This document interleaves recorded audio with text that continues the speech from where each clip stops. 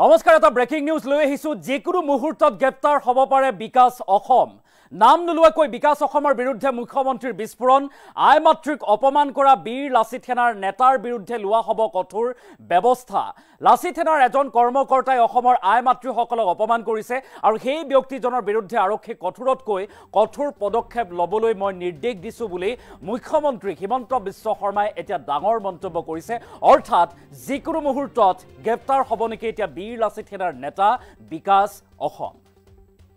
এটা breaking news ডাঙৰ খবৰ আমি এই মুহূৰ্তত লৈ আহিছো যিকোনো মুহূৰ্তত গ্ৰেপ্তাৰ হ'ব পাৰে বীৰ লাচিত সেনাৰ নেতা বিকাশ অসম আৰু বিকাশ অসমৰ বিৰুদ্ধে কঠোৰ মুখ্যমন্ত্ৰী হিমন্ত বিশ্ব শৰ্মা বিকাশ অসমৰ বিৰুদ্ধে কঠোৰ হৈছে মুখ্যমন্ত্ৰী গৰাকী নাম নোলোৱাকৈ বিকাশ অসমৰ বিৰুদ্ধে মুখ্যমন্ত্ৰীৰ বিস্ফোৰণ যে যিকোনো মুহূৰ্তত গ্ৰেপ্তাৰ হ'ব পাৰে বিকাশ অসম আই মাতৃসকলক অপমান কৰা বীৰ লাচিত সেনাৰ নেতাৰ বিৰুদ্ধে কঠোৰ হোৱাৰ সময় আহিছে বা কঠোৰ হ'ব লাগিব বুলি উল্লেখ কৰিছে লাচিত সেনাৰ এজন কৰ্মকৰ্তাই অসমৰ আই মাতৃসকলক অপমান কৰিছে মুখ্যমন্ত্ৰী হিমন্ত বিশ্ব শৰ্মাই কৰিছে এই মন্তব্য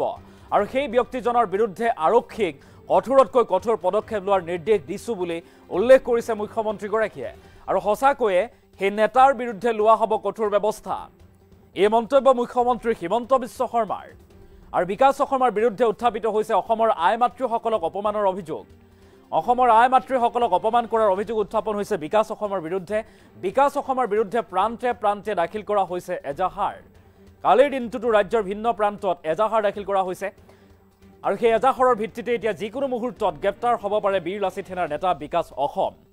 আৰু বিকাশ অসমক লৈ মুখ্যমন্ত্ৰী হিমন্ত বিশ্ব শৰ্মাই এতিয়া কঠোৰ বাৰ্তা দিছে কঠোৰ মন্তব্য কৰিছে মুখ্যমন্ত্ৰী হিমন্ত বিশ্ব শৰ্মাই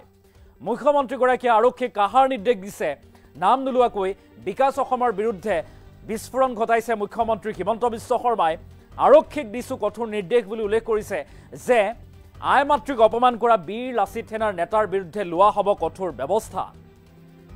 আৰু লাচিত সেনাৰ এজন নেতা বা কৰ্মকৰ্তাই অসমৰ আই মাতৃসকলক অপমান কৰিছে নাম নোলোৱাকৈ বিকাশ অসমৰ কথা কৈছে আৰু সেই ব্যক্তিজনৰ বিৰুদ্ধে আৰক্ষীক কঠোৰতকৈ কঠোৰ পদক্ষেপ লোৱাৰ নিৰ্দেশ দিছো এই মন্তব্য মুখ্যমন্ত্ৰী হিমন্ত বিশ্ব শৰ্মাৰ লগতে বীৰ লাচিত সেনাৰ বিৰুদ্ধে অভিযোগ আনিছে যে বীৰ লাচিত সেনাই অসমৰ ব্যৱসায়ীসকলক হাৰাশাস্তি কৰিছে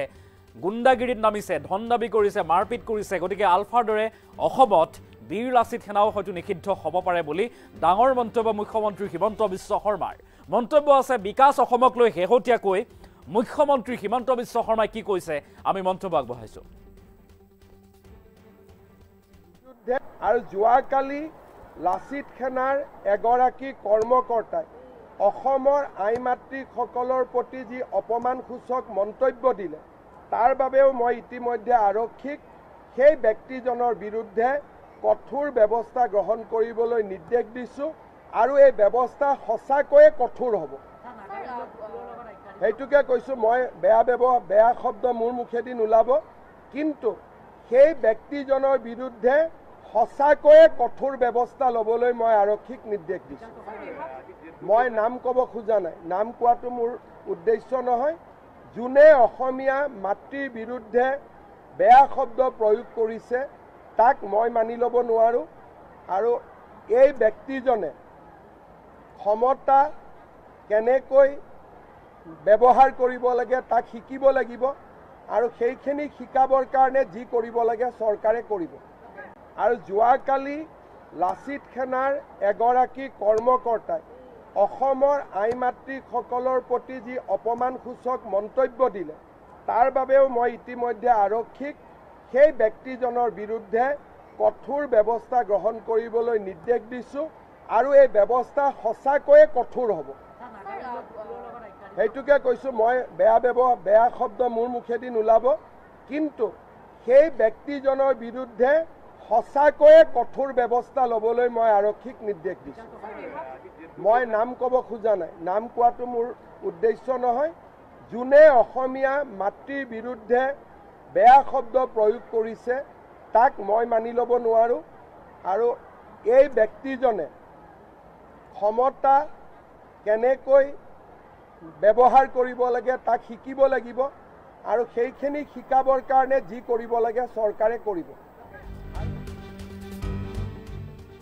আমি এই মন্তব্য শুনালো বিকাশ অসমক লৈ শেহতীয়াকৈ ডাঙৰ মন্তব্য মুখ্যমন্ত্ৰী হিমন্ত বিশ্ব শৰ্মাৰ। বিকাশ অসম যিকোনো মুহূৰ্তত হয়তো গ্ৰেপ্তাৰ হ'ব পাৰে। মুখ্যমন্ত্ৰী হিমন্ত বিশ্ব শৰ্মাই আৰক্ষীক নিৰ্দেশ দিছে কঠোৰৰ পৰা কঠোৰ পদক্ষেপ ল'বৰ বাবে বিকাশ অসমৰ বিৰুদ্ধে। বিকাশ অসম এগৰাকী বীৰ লাচিত সেনাৰ নেতা আৰু বিকাশ অসমৰ বিৰুদ্ধে অভিযোগ আহিছে যে আই মাতৃসকলক বিকাশ অসমে অপমান কৰিছে, অপমানসূচক মন্তব্য কৰিছে। গতিকে অসমৰ আই মাতৃক অপমান কৰা নেতাৰ বিৰুদ্ধে কঠোৰৰ পৰা কঠোৰ ব্যৱস্থা ল'ব লাগিব।